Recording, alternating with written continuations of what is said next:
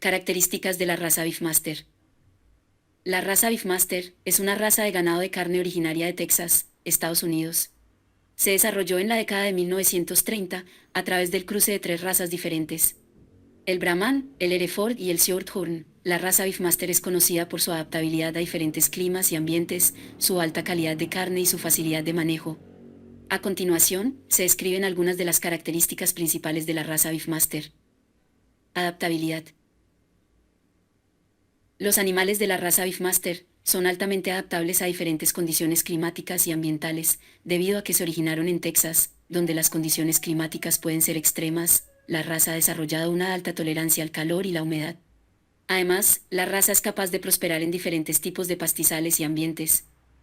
Tamaño y peso.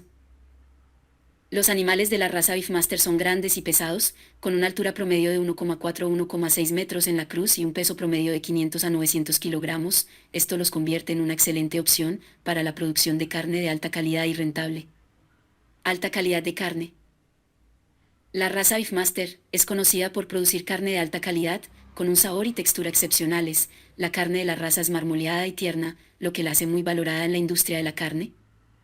Facilidad de manejo.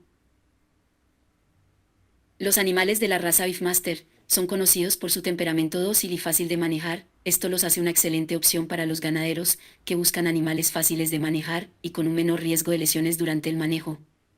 Fertilidad.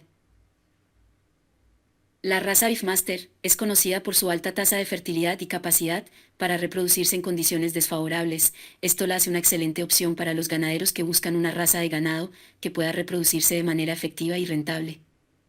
Longevidad. Los animales de la raza Beefmaster son conocidos por su longevidad y capacidad para producir carne de alta calidad durante muchos años. Esto los convierte en una excelente opción para los ganaderos que buscan una raza de ganado que pueda producir de manera consistente durante periodos prolongados.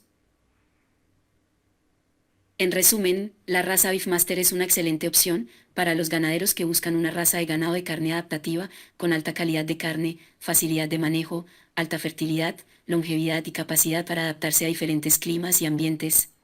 Si bien la raza tiene algunas desventajas, como cualquier otra raza de ganado, sus ventajas la hacen una opción popular para la producción de carne de alta calidad y rentable.